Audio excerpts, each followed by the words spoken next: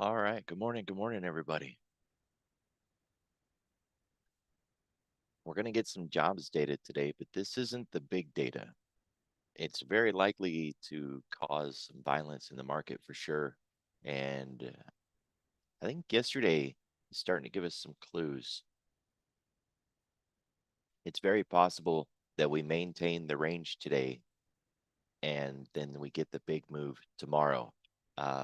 I highlighted in the spot gamma report that the gamma index is at negative 3.8. That's a really negative number. It only goes to -4.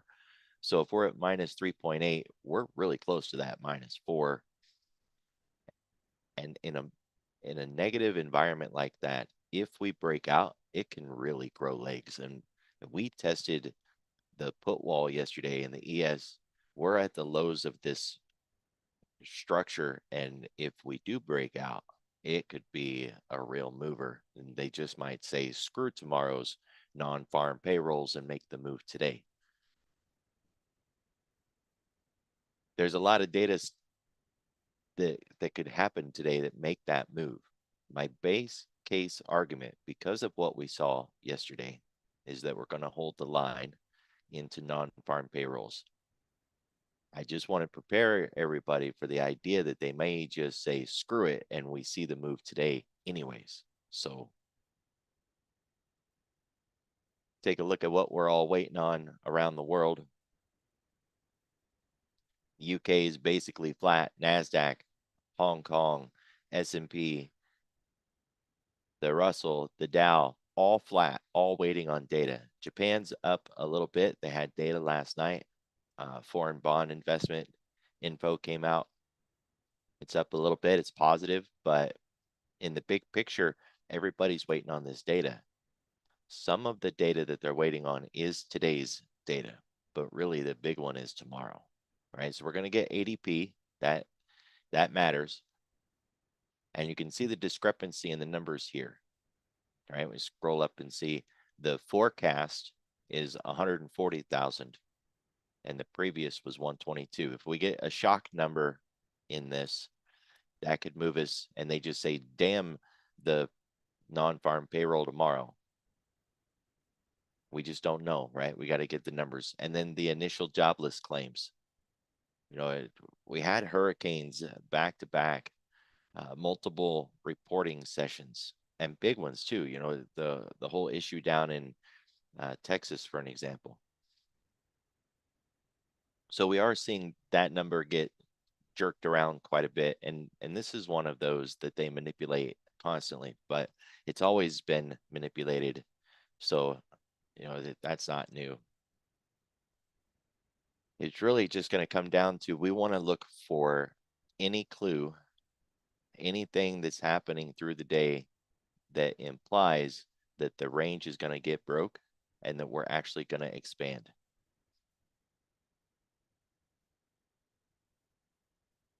Until we get that, it's hold the line with the expectation that we're going to go sideways into tomorrow's data.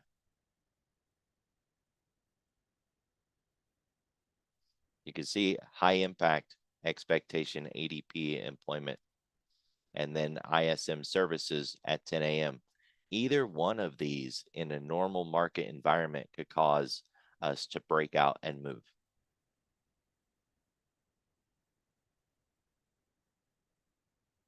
So it's on the table. We also have auctions today, and we're going to get crude oil inventories and nat gas inventories today. And make no mistake about it, I know this ain't the 80s anymore, and oil isn't as important as it used to be, but crude oil, it's still important. It still moves markets. It still goes to the heart of cost, and cost goes to inflation. And it's a part of the cycle. It's really important, even if it doesn't get the headlines that it used to get. When we put all these pieces together, today's a powder keg waiting to go off.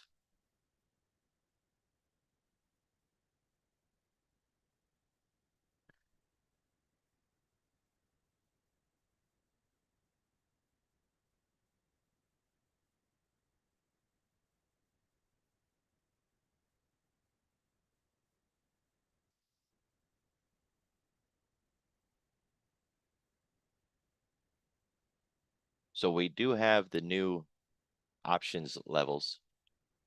We don't have the AM founders note yet. But here, this is today's spot gamma founders levels. The put wall 5511, that's a cog line, center of gravity. Below that, 5500, and below that, 5492, which is another cog line. And we have elevated volume again this morning. It's not as big as the volume from yesterday, but we haven't seen a volume print like yesterday in quite a while. So it's not a surprise that it wasn't that big, but it's big enough, right? That's a lot of volume. That's double what we have been seeing, which was in the 30s and 40s. Now we're getting 130 and 85. It's a lot of volume, and we didn't go anywhere. Now, we haven't talked about initial balance in a long time, what the overnight range is, and staying within that initial balance, because a lot of times we're just pressed on time and there's just not a whole lot. I can't cram everything into this briefing every day, but we've got a very narrow range today in the IB, and we've got a very narrow Globex inside a narrow day yesterday at the bottom of this very large zone. Now, I mentioned yesterday how it was starting to look a little bit like a failed bear flag. The idea is that you have the pull on the flagpole, and then you have the flag itself. If the flag starts to grow longer and longer and longer than the pull itself, it begins to imply that we're not going to do what a bear flag typically does. And just for an example of the typical bear flag here, there's the pull, there's the flag, and there's the continuation afterwards, right? It's what we expect it to do. It's a bear flag. But if you end up with a flag pull and then a flag, and it just keeps going sideways and sideways and sideways, you kind of get to the point of believing that it's going to do something else. And we have examples of that back here. There's the pull, there's the flag, and instead of selling off more, it held the line, started working its way back up, and eventually it formed a big cup.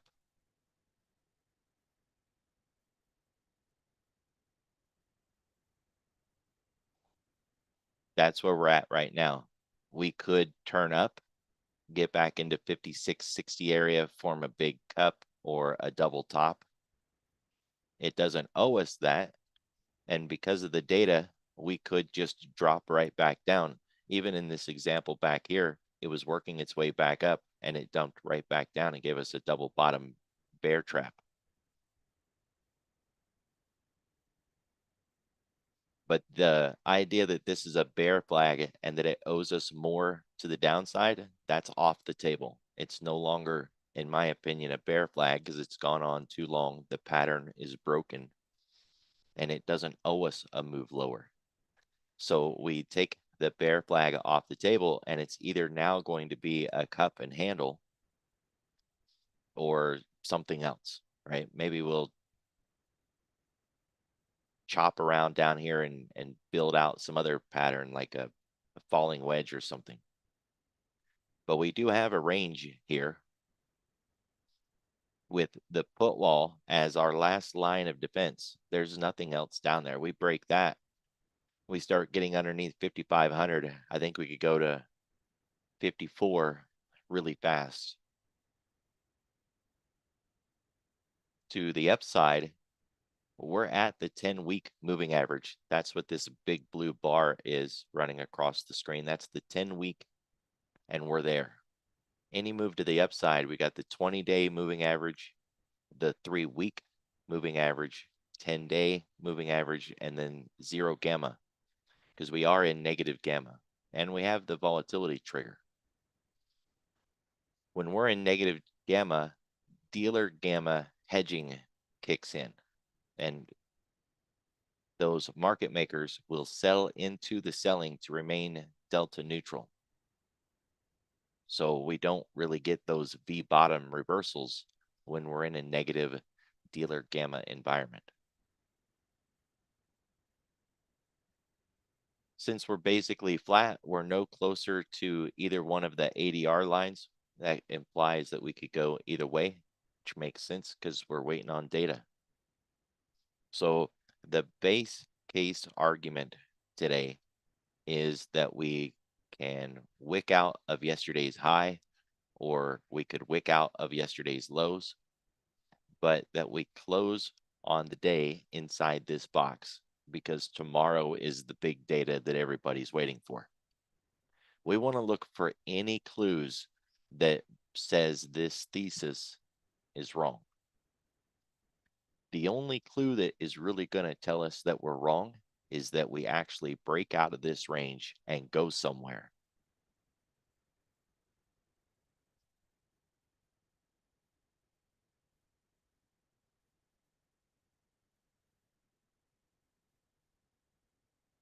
So we can use these Fibonacci, modified Fibonacci levels.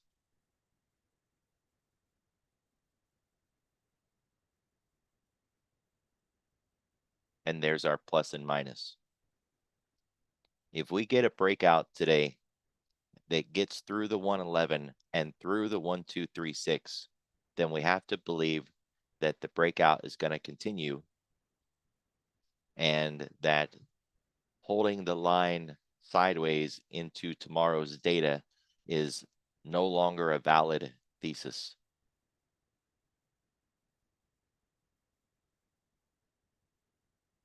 So an upside move, if we can get through 55.78, then we can aim for 55.92 cog line, which is 50%. We get through that, we can get through the round number, and then 56.11 cog line into 56.22. On the downside, if we get through the cog line at 55.11, through the 111, which is the round number, and then the cog line at 54.92, which is the 1236, then we've got our measured move 54.78 and 54.50. Imagine that, solid round number. Now, I don't expect the breakout today to stick,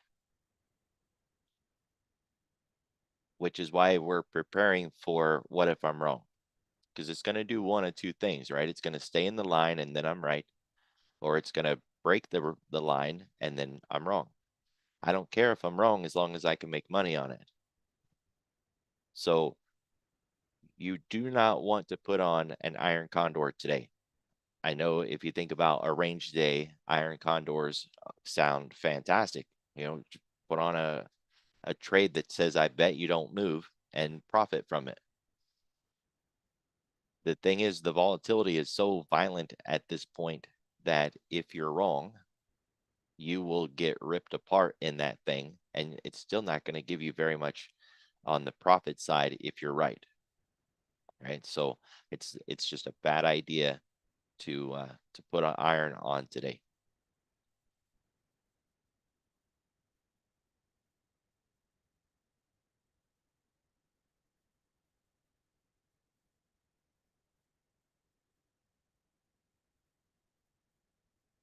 We can see the ADR levels here, nice and clear.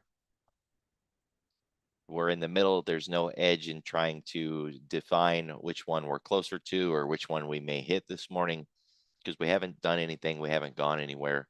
We're basically flat.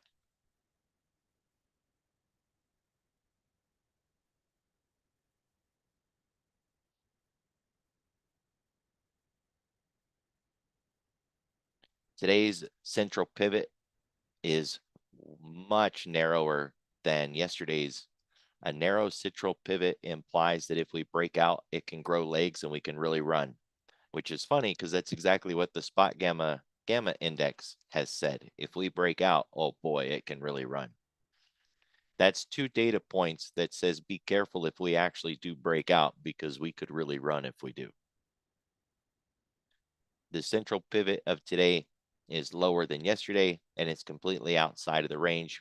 We would consider that completely bearish. And price opened underneath the pivot point, which is also bearish. We've interacted with that level multiple times today, so we're not going to consider it any sort of support or resistance. And we are a long ways away from any of the SNR levels.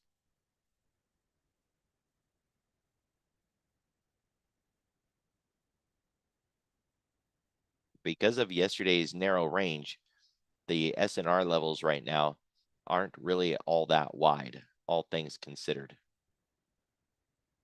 We've seen times where the range is really wide, right? Like say back here,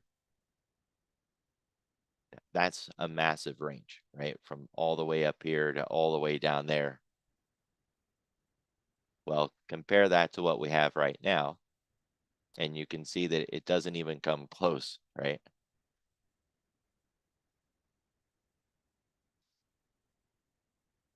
So those SNR levels will be deceiving. The idea that, oh, we got through the S1 or we got through the R1. Yeah, but it's a very narrow SNR level. It's compressed because of yesterday. We'll easily be able to get through an S1, S2, even get into an S3, and it wouldn't be considered all that wow, because today's S3 really is no worse than yesterday's S2.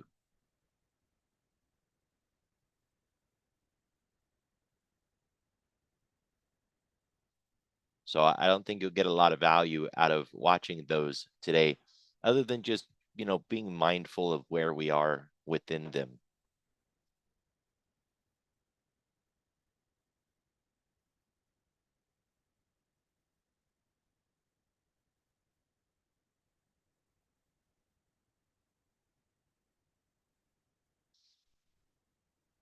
Any move to the upside is going to deal with these two volume profiles. This is a volume profile on the week. So those two are close enough that we would count them as just one massive profile up there, these 2 points of control. It's 56.32. There's such a significant amount of resistance at 56.32 that I find it hard to believe we're going to get through there without just the most massive amount of data driving us there. And we do have the classic lowercase b, which, by the way, is bearish in all the profile books out there that you could read. It can still turn around and go back the other way. Yes, price can always do whatever it wants, but that is a B, lowercase lowercase b with the profile point of control, and that's bearish.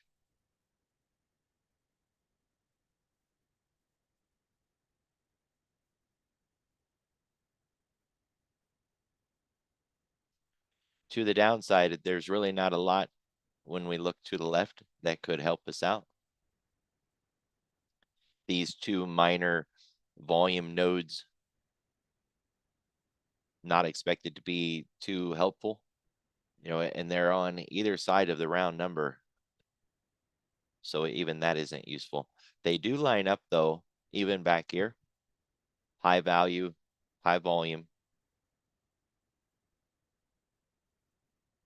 So it does imply if we get into that area that we will see a response out of the market.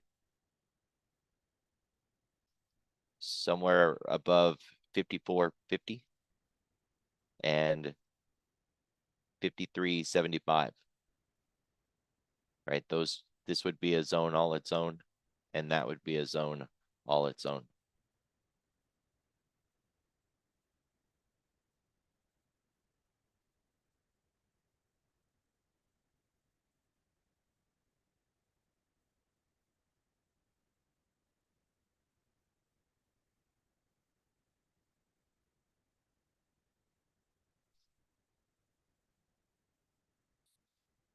This lower indicator over here is called the cumulative volume index, and it doesn't matter what the top of my chart is.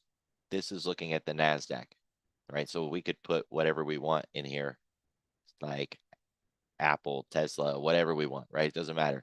It's not looking at that. It's the total cumulative volume in the NASDAQ.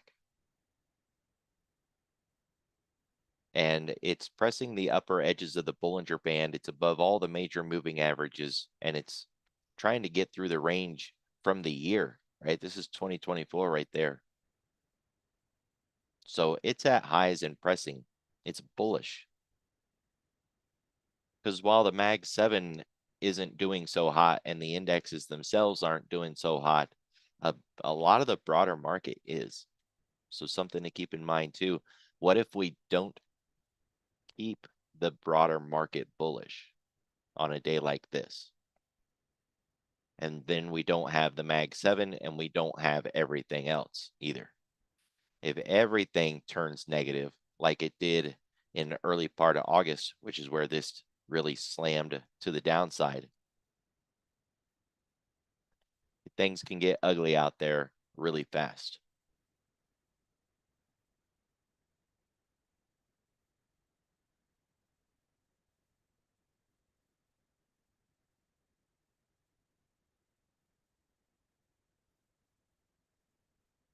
Yeah. Yeah. Build a parachute play. 10-day, 30-minute volume profile. There's really no change to the structure here. We're not expecting this point of control to move anytime soon. Certainly not this week, maybe next week. Any move to the upside is going to have to deal with that structure. 5632 is the level of control up there. Imagine that. It's at a cog line.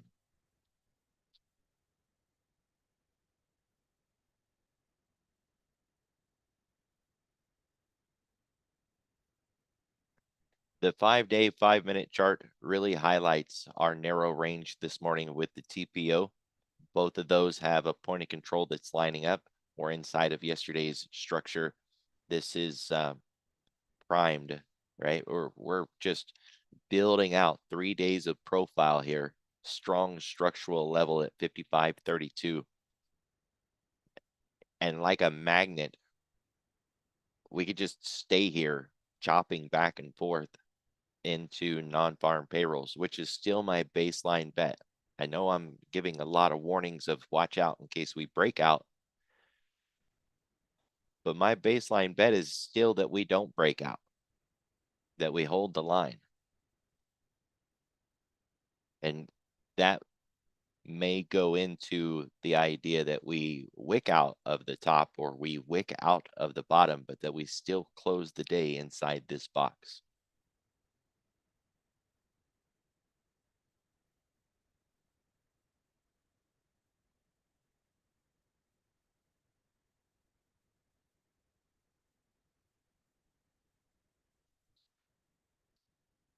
We do have the door to consider. It's day one open range, DOOR. On the futures, I've really been unimpressed with that strategy. It just doesn't excite at all. It's really not been all that valuable or insightful. But if you apply it to equities, it provides a lot more insight.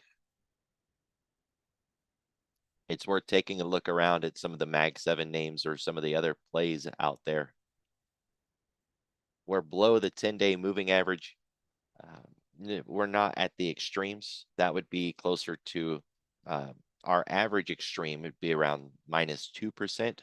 And then some really nasty surprises like back in the first week of August when we got down to a -3.5%. We're nowhere near that. We're not even at a -1% yet. So from this point of view, we're not oversold. We haven't moved too far, too fast to the downside, and we could certainly expand lower, easily expand lower.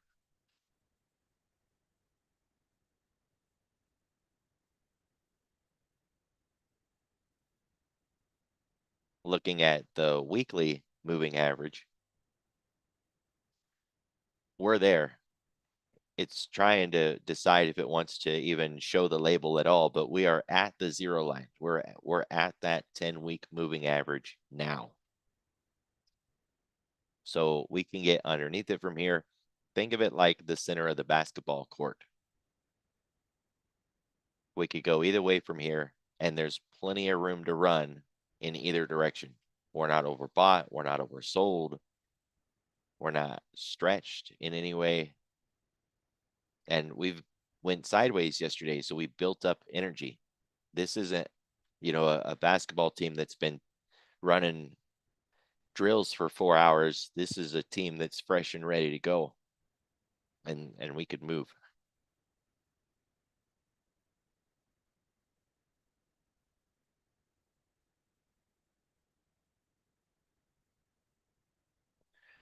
Utilities up 2% in the last week. And staples still up 1.5%. Even financials are up 1.25%, but the rest of it isn't looking too good. Technology down 4.5%. Energy down 2.25%. So we're bifurcated. We're divided and split up.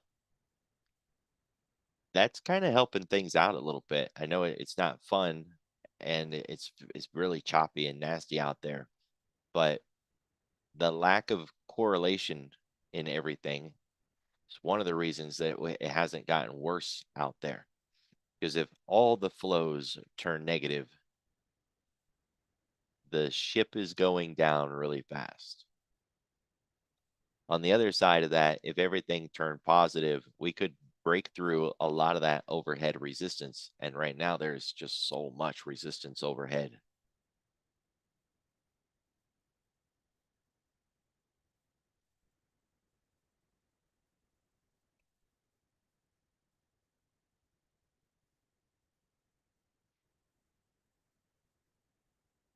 Bitcoin is down. That's not a surprise. It's a proxy for risk, and everybody's concerned, so they're not looking to load up on more risk. It's down almost 8% over the last 5 days. The VIX is down a little bit this morning, but it's up 33% over the last 5 days. So that's a little bit of mean reversion there. More Bitcoin, semiconductors down, and that's it really. The rest of these aren't down enough to meet our benchmark. On the other side, NASDAQ volatility is up. That's not a surprise. Gold miners, nat gas, airlines, consumer discretionary. I'm surprised we're not seeing more telecommunications in here.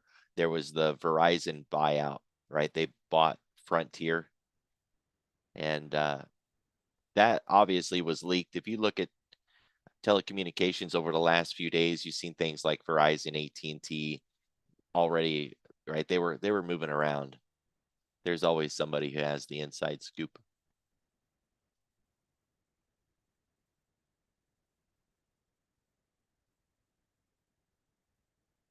So we are a market waiting. And my concern is that the market is going to get tired of waiting and it's going to respond to this data today rather than waiting on the data tomorrow. It doesn't have to be the 8:30 print either. Remember, we have more data at 10 and then we have auctions after that. So just be very careful today. Watch for the breakouts to prove that they're really breaking out.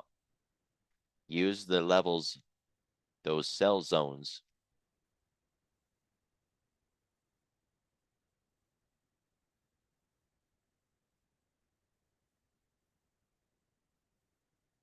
That's the sell zone, and this is the buy zone.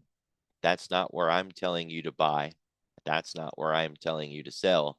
That's where sell side liquidity is at, and that's where buy side liquidity is at.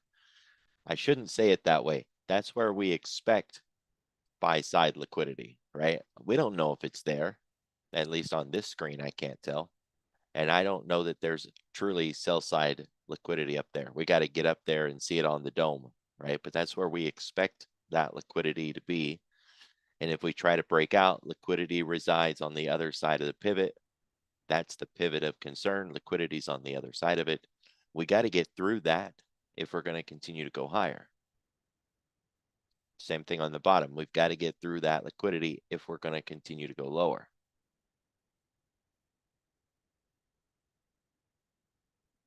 So if we get through that level on either side, then the potential to actually break out and continue to go, well, that will become the new reality, and we'll give up on this sideways baseline bet.